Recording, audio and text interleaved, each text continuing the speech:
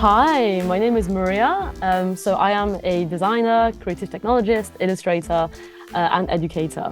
So in terms of what I do many things, which can be summarized as teaching, design work, and also art stuff. So I guess this counts as art stuff. I teach at university, specifically in BA Graphic Design at Camberwell College of Arts, but also at St Martin's. I also did some bits for the Masters of Data Science and AI for the creative industries.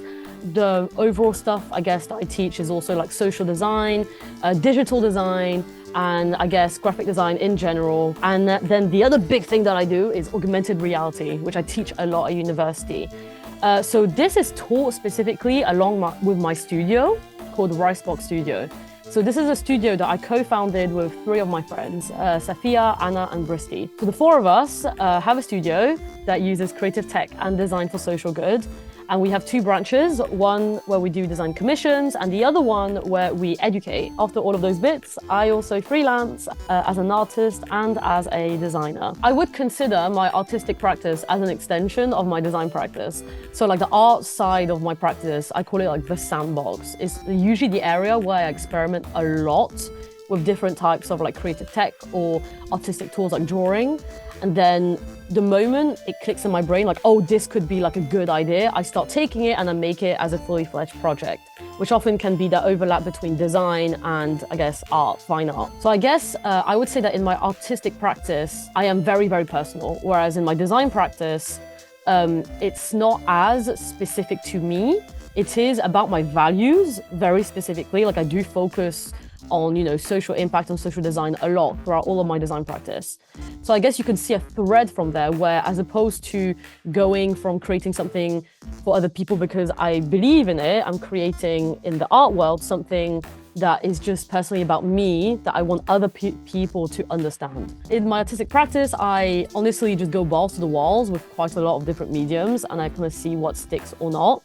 I do take quite a lot of the structural and generative processes that you get in design. So stuff like brainstorming and like mood boarding. And then from there, you pick the bits from the research and the visuals and you collate it together in something that makes sense, that is conceptual. I do apply those concepts from design all the way into the fine art aspect of it. But within the fine art aspect, because there isn't a specific audience that I am talking to, that I am trying to, raise awareness or whatever, it allows me to be a bit more free in how I want to communicate and visualize those emotions. So this is my desktop. It actually looks pretty clean because on my second screen, which you cannot see, it's an absolute mess. I guess the background, I've made it on Procreate. It was originally meant to be some kind of mantra so that I would actually calm myself down before an online workshop, before I had to run it. So the screenshots are they're mainly functional in the sense of I do a lot of presentation slides and like, whatever. So if I need a reference, I don't use Pinterest. I don't use any useful tools to actually keep those, which by the way, I really should. I screenshot it. And I basically then just drag and drop it where I need to drag and drop it. But the funniest one is funny things I find online, like really funny things, which for me are funny. Like for other people, it might not be funny. Like, I don't know if I'm allowed to show this, but I mean, this is so funny. Like, for example, it's a scene from Utopia. So I basically just take loads of screenshots of random shit that I find absolutely hilarious that I just keep in front of me. And sometimes little memories as well. I mean, okay, one last screenshot that I thought was really funny is like we were watching, I was watching the video clip for One Direction, Night Changes, with my partner. We were watching it and he went, yo, what the fuck is that? And he paused the video and in the background behind Harry Styles, you see this random person just throwing their partner on a fucking ice rink. And I was like, what the hell? So we zoomed in and took a screenshot. And I keep that, in my desktop. Again, there's like really nice memory and something that's genuinely funny. I sometimes show it to people when I'm bored. Okay, May 2022.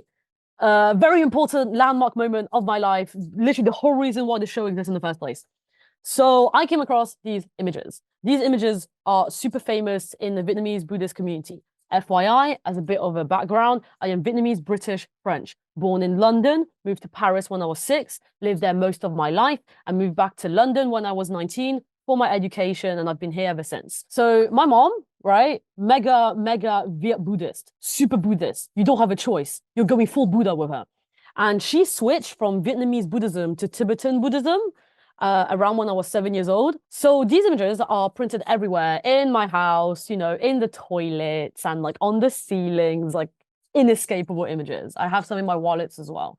And so I found this online and I lost my shit because I was like, oh my God, I thought these images only existed in my home or in Buddhist temples. But I never actually like realized that these could be found online. And the moment I found them online, it kind of created like a whole new like contextualization of the image when I thought, holy shit, these have been made by someone. I mean, this is total digital artwork here.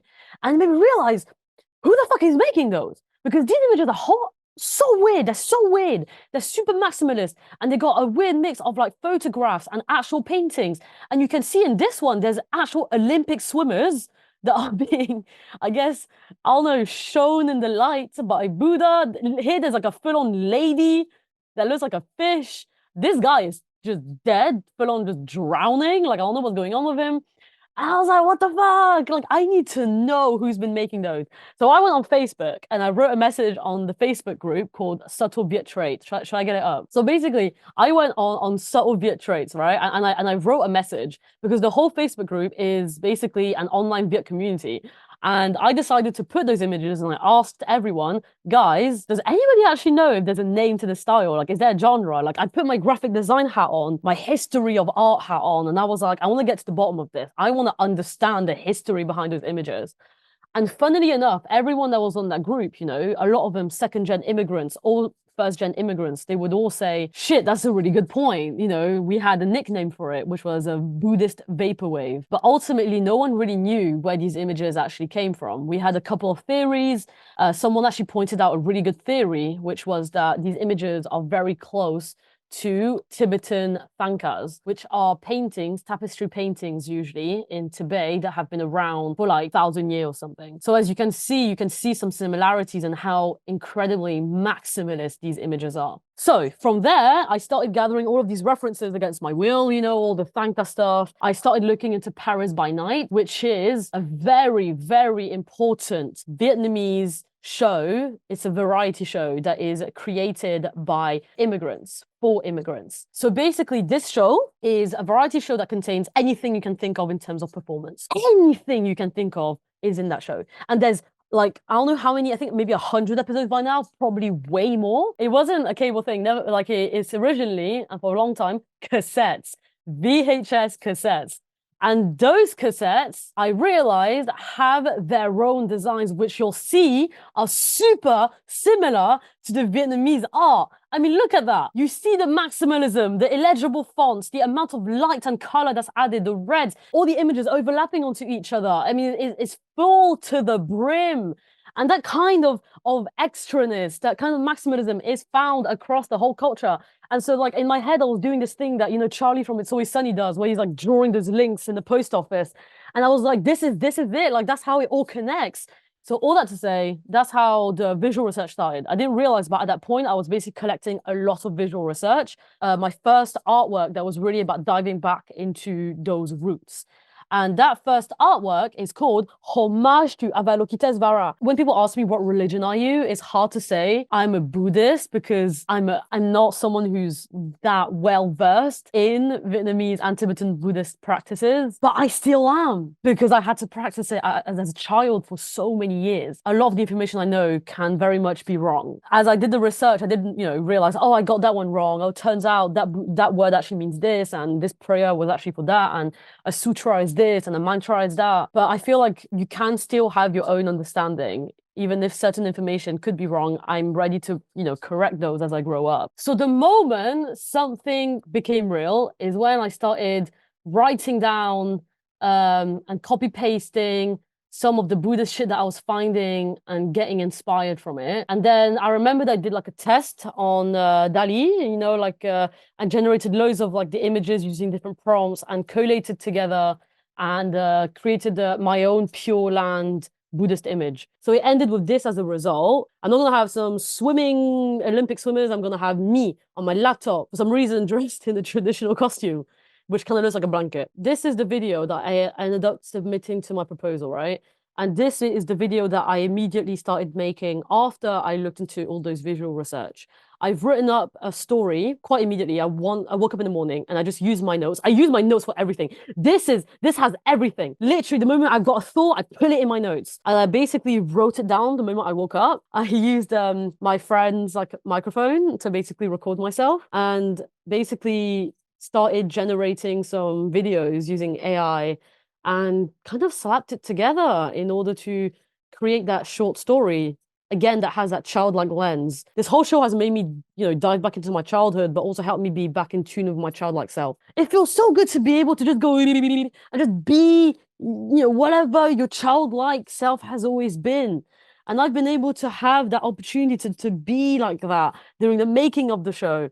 And even in the stories that I relate to the audience in the show. One thing that I've realized is with the advent of DALL-E and everything and like Stable Diffusion, a lot of people have been stuck at the generative stage. They don't go past the generative stage and to go into the structural stage. And very often the structural process is altogether abandoned. Because when you have a tool, such as Stable Diffusion or whatever, that helps you generate an image immediately that essentially is capturing whatever is in your brain, it gives you basically something that could resemble a final output. So it makes you feel like you don't have to go beyond. But the whole point of having a structural process in design is that it forces you to prototype, to iterate, to try new ideas, to try maybe the opposite of the medium you've been testing.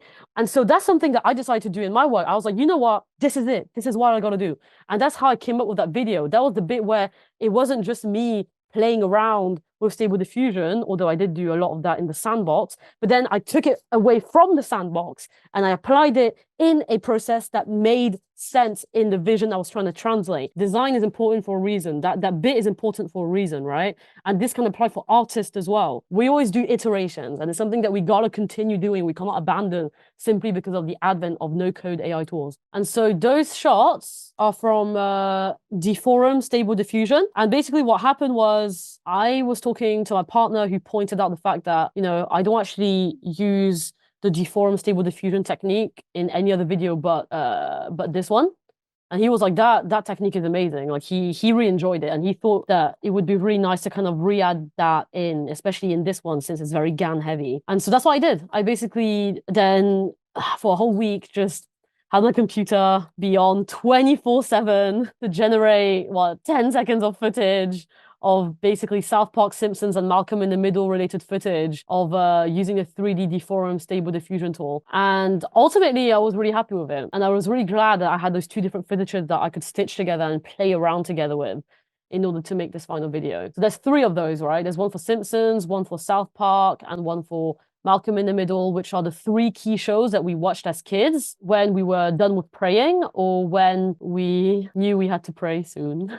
I mean, I did that at least. The idea of the Trinity kind of comes up a lot throughout the show, to the point where the show is divided in 3 key areas, which is refusal, understanding, and acceptance. The main artwork for area number 2 is this 8-hour live stream. I had to record an 8-hour live stream using OBS and so many different devices, including a broken phone and an old laptop, and I had to set them up around my house, right? I then took that footage and used it in order to create this kind of artwork where you can basically see me go about my day and go from room to room. So you can see that I add like reincarnations of different animals onto an image of myself. I also got inspired from Pokemon Blue. So you got the name, you got the HP, which is how much power, like health. And so basically I wanted to kind of recreate that. And the reason why is because for a long time I view reincarnation and karma and religion as, a transactional surveillance-based social credit system type shit, where it was essentially gods observing every single movements we were doing and every single action was measured into good or bad. And so I kind of wanted to recreate that effect and show what I imagined it in my head, like how religion was. So you see like my health bar. So at one point, like I'm smoking when I'm eating a really shitty snack and I'm not exercising at all. And I'm on my laptop literally the whole fucking time without moving. And so you see the health bar like going down. This is a karma bar that goes either up or down depending on what I'm doing. So here you can see me drink, it goes up, but now I'm smoking, so it's going massively down. And also you can see the different potential reincarnations that could appear.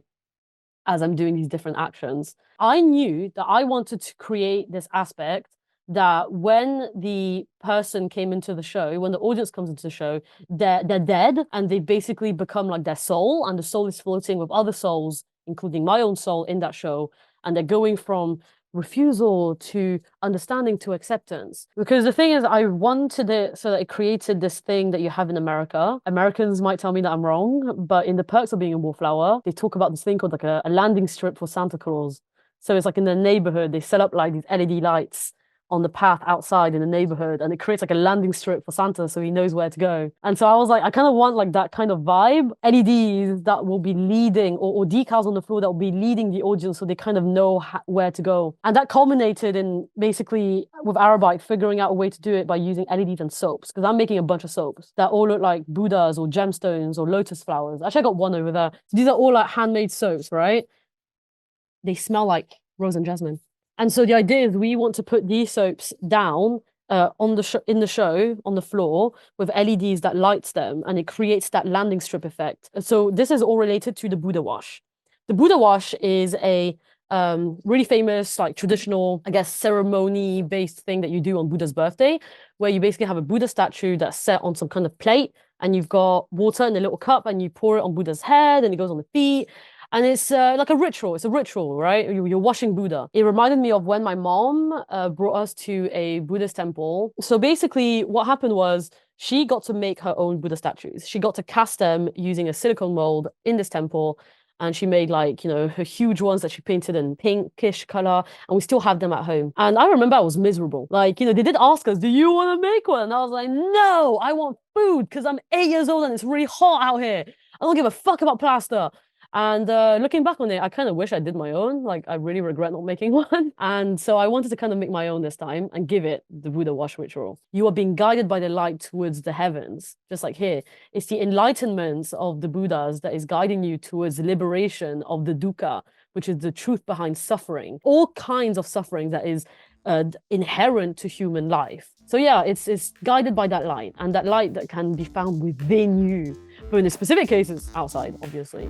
Ideally, I really want them to kind of, through my show, be able to reflect onto their own lives. And I'm not saying in terms of like lecturing. I don't want them to lecture themselves. I don't want my show to come across as a lecture. It's more like, hey, I'm showing you how I'm trying to process my own feelings, the state of my own life, my understanding of the idea of peace and acceptance. And I really want all of you, you know, I want you guys to also kind of think about it on your end. And it doesn't even have to be related to what you've seen in the show. It's just how you understand these different aspects of how you move on from refusal to understanding to accepting a core idea or a core concept in your life. I want it to be as reflective as possible. Finally opening up that memory box that you've hid for so long and just be like, yeah, I've never really talked about this, and you know what? Maybe it wasn't that bad of a memory, or maybe it was that bad and I need therapy, but who knows? I tried my best to really insert myself in the show as much as I could, but this was the first time I was finally able to just, you know, take my sandbox and literally throw it to the public and say, look, it's so fun. And that's what I want people to kind of also take away from a more like creative artistic side of things, is the playfulness, and hoping that maybe they can also be in touch with their childlike selves a bit more as well. Ultimately, it is about finding, you know, a space where you can find like-minded being like you in terms of culture, and just be able to relate. I mean, this is how this whole thing started, is by me posting those images of Buddhas on Facebook and being like, does anybody else relate? And that's literally how it kickstarted the whole thing. So I want that to also be how the show ends, is this relatability for other Vietnamese people, and us kind of coming together and being like, yo, do you guys remember this? Or did you guys have this when you were growing up as well? Sharing those stories in a nostalgic way. I'm a member berry, like they have in South Park. I'm full of nostalgia, and I want to have those discussions with some potentially Viet people in the show.